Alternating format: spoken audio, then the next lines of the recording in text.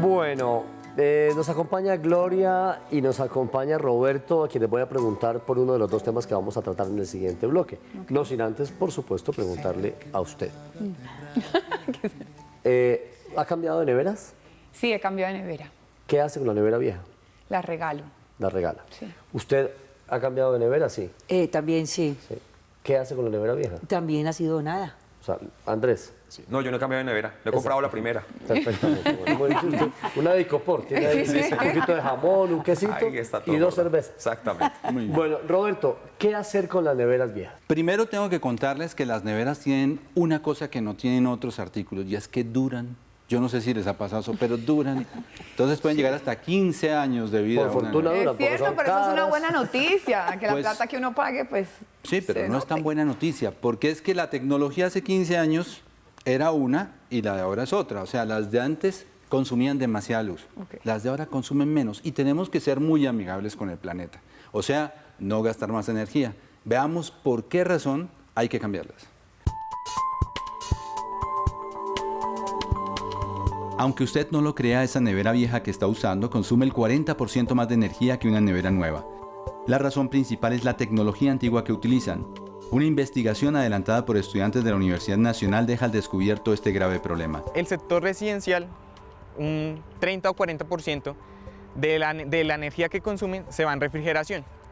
Y nosotros mirando esto nos damos de cuenta, no solo es porque las neveras son de los productos que más consumen en el hogar, sino porque también las neveras que se tienen en los estratos bajos o en la mayoría de las casas de Bogotá y de Colombia son neveras viejas que tienden a tener un consumo del doble o incluso el triple de las neveras más actualizadas. Las neveras viejas poseen materiales poco amigables con el planeta. Son los clorofluorocarbonados y los poliuretanos que se utilizan como refrigerantes en el primer caso y aislantes en el segundo caso. Ahí radica la necesidad de cambiar una nevera y disponer de ella bien. Sí, las neveras normalmente duran 10, 12 años, incluso se pueden reparar para que duren un mayor tiempo. Claro que las neveras reparadas tienden a consumir aún más. Según cifras de investigadores privados, el 51% de las personas que cambiaron su nevera en Colombia la regalaron y el 17% las vendió. El 6% las entregó a recicladores informales. Por eso se hace necesario un programa de cambio de neveras continuo. Primero, la gente no le afana tanto, porque pues al final la nevera le sigue enfriando, es lo que a la gente le interesa y requiere hacer una mayor inversión, porque las neveras tienen, por así decirlo, un costo elevado, 1.200.000, 1.500.000. En Colombia existen alrededor de 2,5 millones de neveras viejas y se calcula que si se cambiaran por nuevas y modernas, el país ahorraría cerca de 87.500 millones de pesos al mes. Debido a que la energía que se paga es subsidiada, tiene un menor costo. Es decir, que si la nevera me consumía a mí lo que me representaba 50.000 pesos, por así decirlo, yo pago 20.000, 10.000. Entonces la gente no siente eso y por consiguiente es difícil que hagan el cambio. En nuestro país existen 11 millones de hogares, en los cuales hay cerca de 2,5 millones de neveras viejas, que consumen 700 kilobytes hora mes, mientras las nuevas gastan 300 kilobytes hora mes, menos de la mitad. Que se les podría a la gente incentivar también de una manera económica, con una especie de subsidios que ayuden a la gente que cambie sus neveras. Tomar conciencia de la necesidad de actualizar nuestras neveras es el primer paso y ayudar al país a disponer de las neveras viejas el segundo. De ahora en adelante, piénselo bien y disponga correctamente de su nevera vieja. No la venda y entréguela a organizaciones que la aprovechen y no las boten afectando el ambiente. Roberto, pero este informe tiene un componente social también porque hay muchas personas que quisieran cambiar la nevera, que entienden las razones, pero por supuesto el presupuesto no les da para tener una nevera nueva. Estoy hablando de estratos 1, 2 y 3. Por eso es un llamado también a las organizaciones estatales, a las grandes cadenas de electrodoméstico para que faciliten este cambio. Nos sirve a todos, le sirve al país. Y no solamente eso.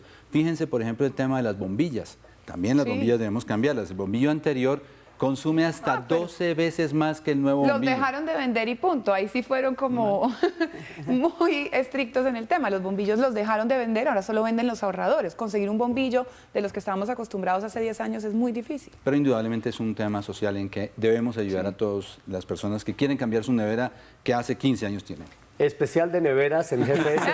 Próximamente un segmento solo para hablar de neveras. Roberto, muchas gracias. A ustedes. Bien, se cumplen, Julieta, 500 años de una de las reformas más importantes que ha vivido la historia del mundo, de la humanidad quizá.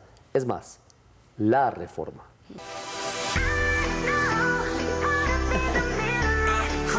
Muy buenas noches. ¿Qué opina? Pues sí, han pasado 500 años desde que Martín Lutero clavara sus 95 tesis en la puerta de la iglesia de ese castillo de Wittenberg en Alemania. Si bien este acto como tal históricamente no está comprobado, lo que sí es cierto es que históricamente hubo un cambio en la humanidad. ¿Cuál fue el significado más importante de ese hecho? Romper el cisma, hacer un cisma en la iglesia católica romana para crear la iglesia protestante. Me entregaré a ti, pero no me castigues. ¡Ayúdame! Se dice que un 31 de octubre de 1517, hace 500 años, en las puertas de la iglesia de Wittenberg, en Alemania, Martín Lutero pegó sus famosas 95 tesis que protestaban contra el Papa y las prácticas de la iglesia establecidas en ese momento.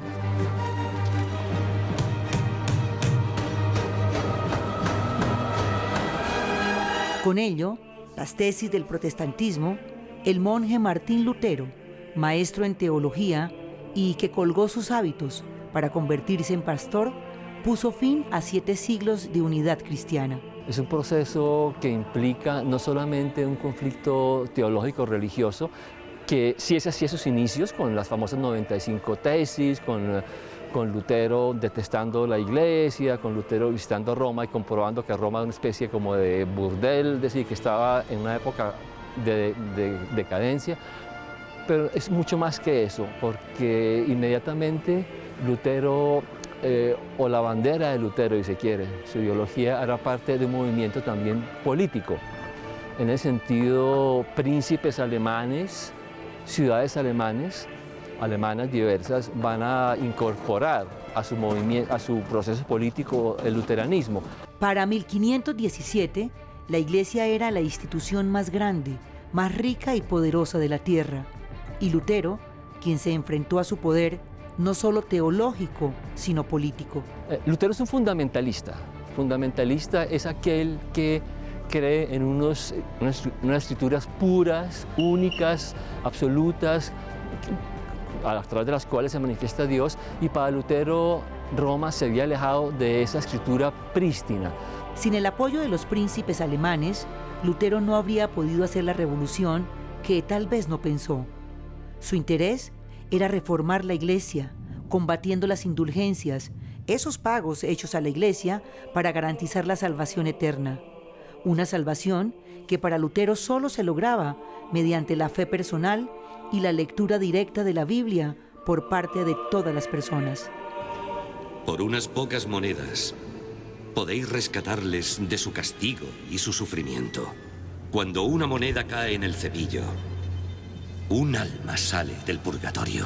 A los príncipes y reyes, el interés en la reforma estaba en poder desprenderse de la Iglesia Católica.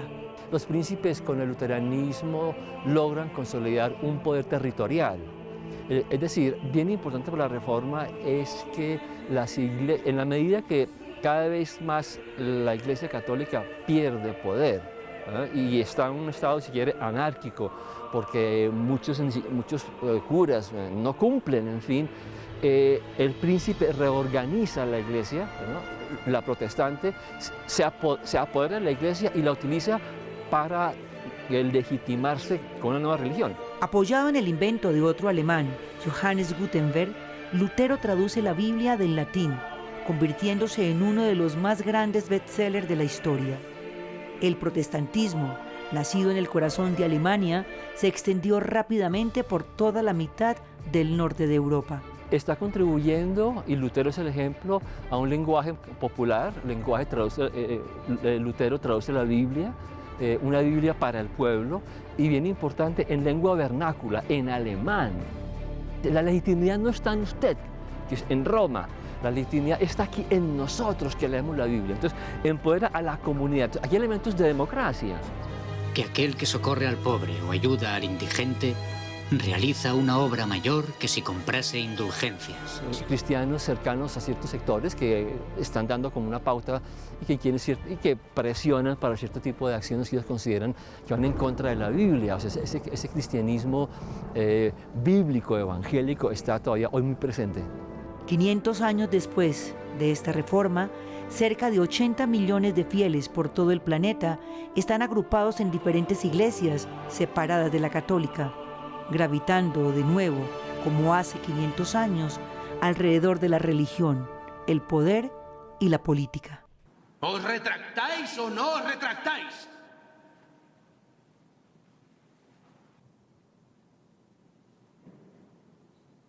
No puedo. Pini, este fue el inicio de un enfrentamiento muy largo entre católicos y protestantes, que duró ¿cuánto tiempo? Pues mira, el enfrentamiento entre estas dos facciones de la Iglesia duró muchísimo. Muy poco. Sí, hasta los inicios de los diálogos teológicos en 1967, con aquello que se llamó el Concilio Vaticano II. Sí, es decir, tuvo mucha vigencia. Tuvo mucha vigencia y tuvo mucha guerra y tuvo mucho enfrentamiento. Pero también dejó otras cosas. Ha dejado, claro, unas nuevas miradas, sin proponérselo y sin saberlo. Martín Lutero lo que estaba haciendo con sus tesis era creando un nuevo momento de la historia, que era la modernidad. Exactamente, así es. Y a propósito de la modernidad, viene el arte de lo inesperado con Juan Esteban Constaín. Juan Esteban, hola.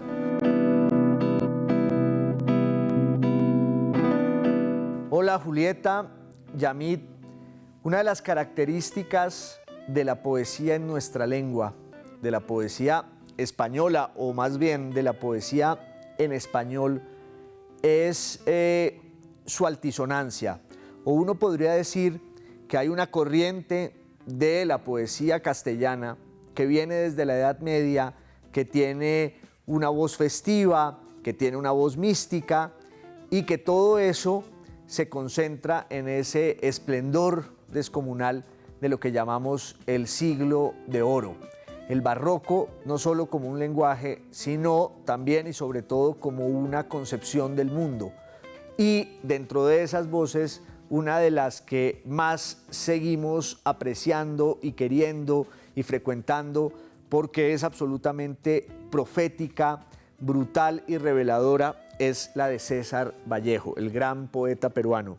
Voy a leer, como lo he hecho en esta serie siempre, un verso de Vallejo, de Trilce, uno de sus mejores libros, si no su mejor libro o su libro, y dice así: mañana es otro día, alguna vez hallaría para el ifalto poder, entrada eternal, mañana algún día sería la tienda chapada con un par de pericardios, pareja de carnívoros en celo.